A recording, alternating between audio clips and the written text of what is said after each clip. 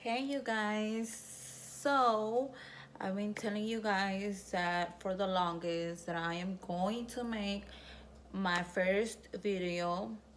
This is actually going to be my first video. So if you like what you see, don't forget to subscribe. Also, this topic is about my trip to Santo Domingo. I went over there by myself. Um, I really didn't really have much problems with my body because I already have big titties and an ass, but my biggest concern was my stubborn fat. And a lot of people were like, well, you can work out, you know, you can go to the gym, but the problem with that was that I didn't want to lose my ass or my legs, and I actually wanted more curves. So, I didn't want to be straight flat down. So, I just wanted to be more curvy. With that being said, I looked for some doctors and I messaged a couple models and I was just like, hey, if you can give me more info on who's your doctor, I just want to get a little bit more curvy. Your body's great. And most of them did not respond to me. They were just, they didn't want to tell me who their doctor was until I reached one of them.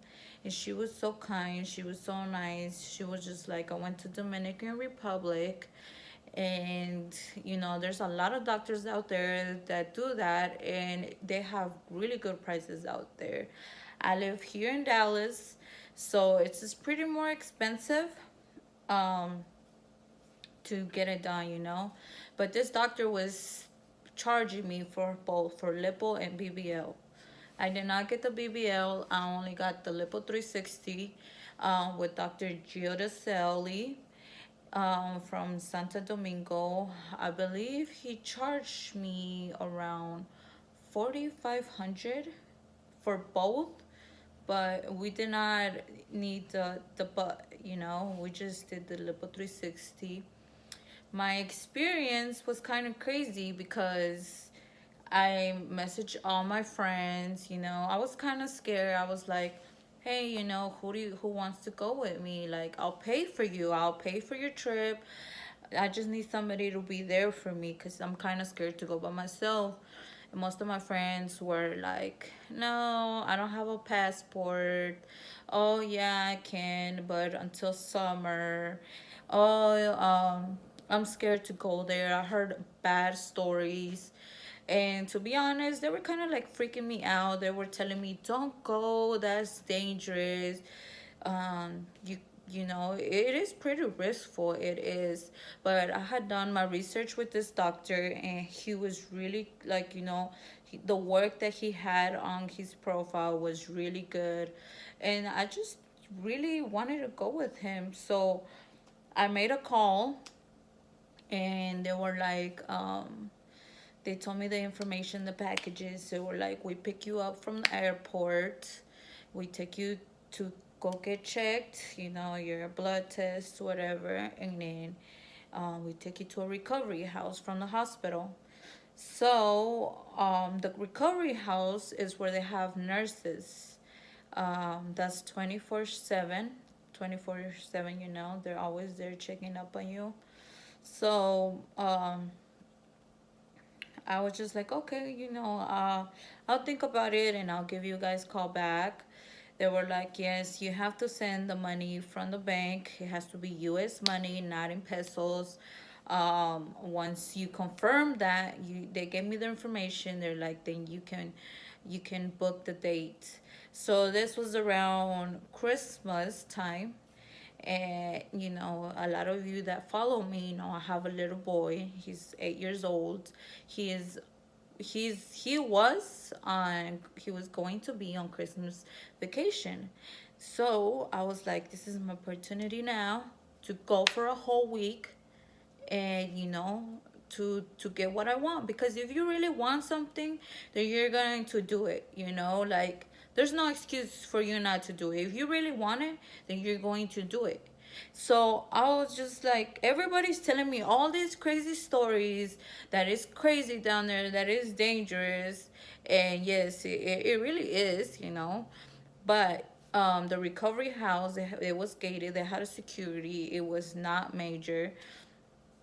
So I thought about it, and then I'm like, well, I've been saying that I've been wanting to do it for a while, so I mean, why not, you know? So the next day, I went to the bank and I talked to them. They sent the money. Usually, you have to book ahead of time. So if you're trying to get surgery done, you have to book ahead 3 months, 3 months or 2 months ahead, because the doctors that are very good, they have a waiting list. So take note, you know. But yeah, I booked my trip, and my flight was around 1200 um, back and forth. So it wasn't pretty bad, because you know, you book it ahead of time, then the prices go up later on. So take note. Another note, take extra money, because that's just for the surgery that you're paying for. You're not paying for your garment, the medications, the blood work. You're not paying for all of that. And especially if you have, you know, to buy extra needs, um, then you really need to, you know, have money with you. But so this is my story. So I went to the bank. I made my, you know, my confirmation. None of my friends didn't go with me.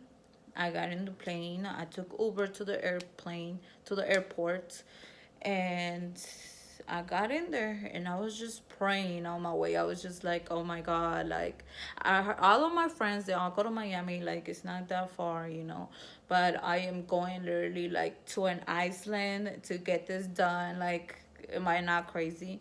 So this is my experience, you guys.